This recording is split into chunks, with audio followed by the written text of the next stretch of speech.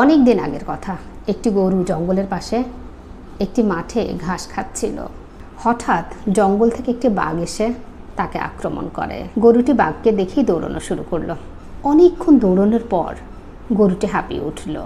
বাঘের সাথে দৌড়ে তো গরুর পেরে ওঠার কথাও না, তাই আর কোনো উপায় না পেয়ে পুকুরে ঝাঁপ দিল। কিন্তু পুকুরটা ছিল শুকনো, যার ফলে সেখানে কাদা ছাড়া কোনো পানিই ছিল না। গরুর পেছন পেছন বাঘও ঝাঁপ দিল। বাঘ এবং গরু গলা পর্যন্ত আটকে গেল। বাঘ রেগে মেগে বলল, কিরে হারামি, তুই আর লাফ দেওয়ার জায়গা পেলি না? ডাঙায় থাকলে তোকে না হয় একটু কুড়মুড় করে খেতাম, এখন তো দুজনেই মরবো রে।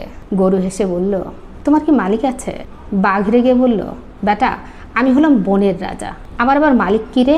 আমি তো নিজেই বনের মালিক। গরু তখন মৃদু হেসে বলে, তুমি এখানেই দুর্বল, একটু পর আমার মালিক আসবে, এসে আমাকে এখান থেকে তুলে নিয়ে যাবে আর তোমাকে পিটিয়ে মারবে। বাঘ বড় বড় চোখ করে তাকিয়ে রইল। সন্ধ্যাবেলায় গরুটির মালিক গরুটিকে খুঁজতে বের হলো। এদিক ওদিক খুঁজতে খুঁজতে শেষে দেখলো গরুটি কাদার মাঝে ডুবে আছে। পাশেই একটি বাঘ দেখে সে একটি বাঁশ নিয়ে আসলো। বাঘটার মাথায় বাঁশ দিয়ে কয়েকটা বাড়ি মারলো। মারতে মারতে বাঘটিকে আধমরা করে রাখলো। এরপর গরুটিকে টেনে তুললো।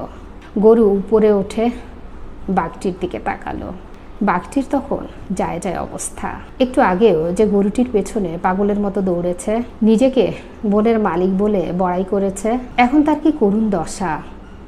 কাদায় পড়ে মাখামাখি করছে, কিন্তু কেউ তাকে সাহায্য করতে এগিয়ে আসছে না।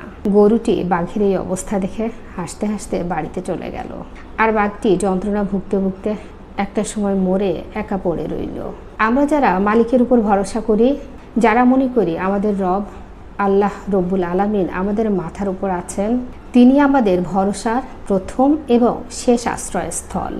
আমাদের উপর যত অত্যাচার, যত নির্যাতনই হোক না কেন, আমাদের দিনগুলো যত দুঃখ কষ্টেই অতিবাহিত করি না কেন, আমাদের মালিক আমাদের আল্লাহ রব্বুল আলামিন ঠিকই একটা সময় আমাদেরকে রক্ষা করবেন।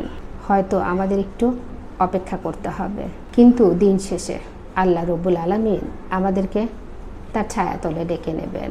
কারণ আল্লাহ রব্বুল আলামিন যে বলেছেন, আমার বান্দা যখন আমাকে অনুনয় বিনয় করে ডাকে, আমার কাছে তার দুঃখ কষ্টের কথা বলে হাত তুলে ফরিয়াদ করে, আমার তখন তাকে খালি হাতে ফিরিয়ে দিতে লজ্জা লাগে। তাই যৌবনের শক্তি আর ধন সম্পদের বড়াই করে নিজেকে সর্বশক্তিমান না ভেবে আমাদের উচিত জগতের মালিক মহান রব্বুল আলামিনের কাছে নিজেকে সমর্পণ করা, তাকে নিজের বিপদে আপদে ডাকা।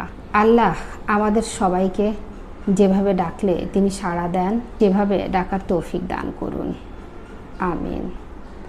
ভিডিওটি ভালো লাগলে একটি শেয়ার করে পাশে থাকবেন। ভিডিওটি দেখার জন্য অসংখ্য ধন্যবাদ। আসসালামু আলাইকুম।